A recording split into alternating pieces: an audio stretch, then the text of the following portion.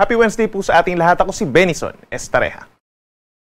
Patuloy natin minomonitor yung low pressure area po dito sa may West Philippine Sea sa labas ng Philippine Area of Responsibility, malapit dito sa may Pag-asa Island. Itong low pressure area, hindi naman po inaasahan na magiging bagyo, patuloy na lalayo sa ating bansa at posible na ring malusaw sa susunod po na 24 oras. However po for today, yung trough or yung outer portion nitong low pressure area ay siyang nagpapaulan sa malaking bahagi po ng Southern Luzon, Visayas and Mindanao at kitang-kita dito sa ating latest satellite animation itong mga kulay pula at kulay orange. Associated po yan sa malalakas na ulan at mga thunderstorms. Dito naman sa kanang bahagi ng ating bansa over the eastern side, andyan pa rin ang mainit na easterlies, nagko-contribute pa rin po sa maalinsangang panahon sa malaking bahagi ng ating bansa at sa may extreme northern Luzon. Andyan naman yung tinatawag na frontal system o yung linya kung saan nagsasalubong po yung easterlies na mainit at yung malabing na hangin galing sa hilaga kaya't mataas din ang mga tsansa ng ulan sa mga susunod na araw over extreme northern Luzon.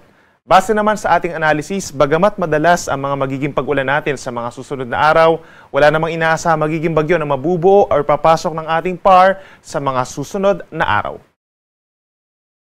Ngayong araw po ng Miyerkules, asahan ng mataas sa tsansa ng ulan dahil nga sa frontal system over Batanes and Babuyan Group of Islands. May mga kalat-kalat na ulan and thunderstorms, lalo na sa dakong hapon hanggang sa gabi, habang mataas ang tsansa ng ulan sa may Southern Luzon, lalo na sa may Mindoro provinces at lalawigan ng Romblon. Light to moderate with at times heavy rains po yan dahil dun sa trough ng low pressure area.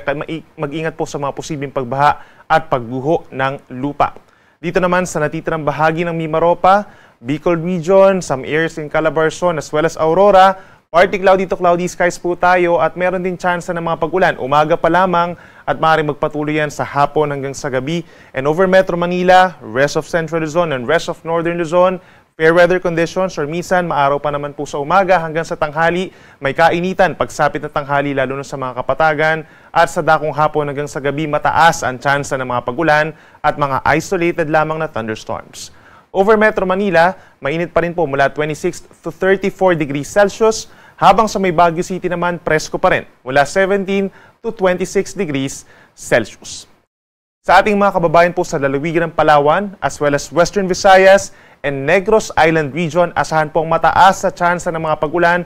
Even this morning, asahan na po yung mga thunderstorms over western part of Visayas dahil dun sa trough of low pressure area. So make sure na kung lalabas po ng bahay, may dalang payong or sombrero at mag-ingat sa banta ng mga baha at pagguho ng lupa. Umaga pa rin, may tsansa na rin ng ulan sa may Central Visayas, habang dito naman sa may eastern portions, mostly cloudy skies, lalo sa may eastern Samar, Leyte and southern Leyte dahil yan sa easterlies at sasamahan din yan ng mga kalat-kalat na ulan pagsapit ng hapon hanggang gabi. Temperatura natin sa Puerto Princesa, 25 to 31 degrees, habang may kainitan pa rin sa Metro Cebu, 27 to 32 degrees Celsius. At sa ating mga kababayan po sa Mindanao, apektado ng trough ng low pressure area ang Zamboanga Peninsula. Ito na pong Basilan, Sulu, and Tawi-Tawi. Mataas din po ang tsansa ng mga pag-ulan within the next 24 hours. Kaya mag-ingat pa rin po sa banta ng baha at landslides dahil minsan magiging malakas pa rin po ang mga paulan. Dito naman sa natitirang bahagi ng Mindanao, as early as morning, may tsansa na po ng pag-ulan sa may eastern and southern sides, kabilang ng Surigao Provinces, Dinagat Islands, Davao Oriental, Davao Occidental. Dito rin po sa bahagi ng Soc-Sargen, umaga pa lamang magdala na po ng payong, habang sa malaking bahagi na ng Mindanao, pagsapit ng hapon hanggang sa gabi, makulimlim na ang panahon at sasamahan din po yan ng kalat-kalat na ulan at mga thunderstorms. So make sure nakaantabay tayo sa mga advisories or even heavy rainfall warnings po ng Pag-asa. Temperatura natin sa Zamboanga City, posible pa rin umakyat sa 33 degrees, habang mainit sa may Davao City hanggang 34 degrees Celsius. In terms of init, asahan po yung pinakamataas na or kahapon sa Butuan City, Agusan del Norte po nakapagtala tayo ng highest heat index na 45 degrees. Sinundan niya ng 44 degrees sa may Lawag City, Ilocos Norte and Iloilo City. Ito po yung mga dangerous levels of heat index.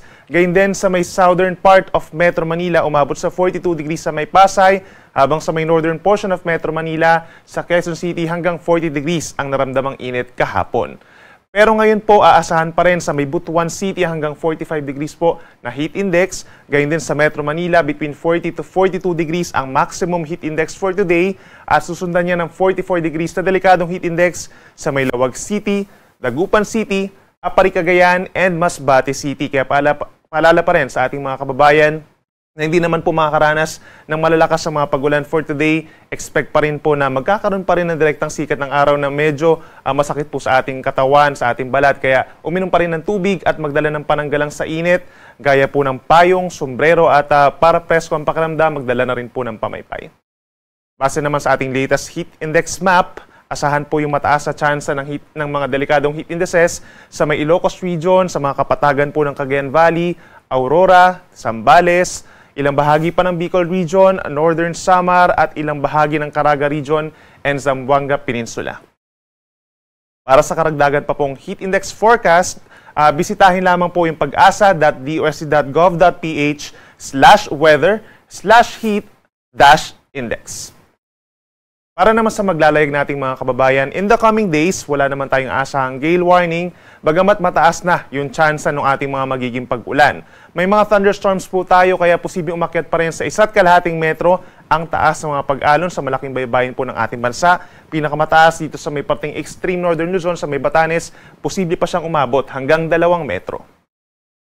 At para po sa ating 4-day weather forecast, simula po bukas, May 29, araw po ng Thursday hanggang sa unang araw ng Hunyo, magbabalik po ang tinatawag natin na southwesterly wind flow o yung hangin po na siyang nagmumula na dito sa may kaliwa or sa may timog kanluran. So ibig sabihin, mataas na ang tsansa ng ulan. Kung sa easterlies, nasa may eastern sides po, no? Pag southwestern yung hangin or southwest monsoon or southwesterly wind flow, madalas na yung mga paulan sa western side naman ng ating bansa or sa kaliwang bahagi.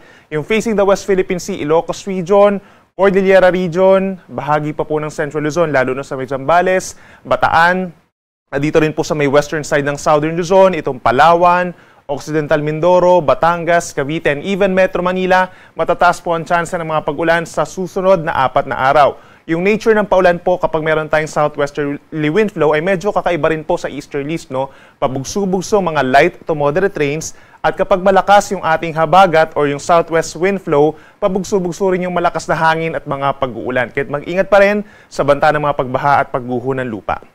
Dito naman sa may extreme northern Luzon, sa may Batanes and Cagayan, within the next 4 days, aasahan din po yung mataas sa tsansa ng ulan dahil pa rin dun sa frontal system o yung banggaan ng hangin na mainit plus malamig. Kaya makulimlim yung panahon, may mga light to moderate rains din at may tsansa lamang ng mga isolated thunderstorms. And over the rest of the country, aasahan pa rin yung partly cloudy to cloudy skies at may tsansa rin ng mga pulu-pulong mga paulan lamang, lalo na sa dakong hapon hanggang sa gabi. Given na yung southwest wind flow natin ay iiral po sa susunod na 4 na araw, mataas ang tsansa na magsisimula po yung ating tag-ulan sa mga unang araw po ng Hunyo, basta meron tayong maitatala na at least 25 mm sa dami ng ulan sa mga monitoring stations natin sa western side of Luzon and Visayas.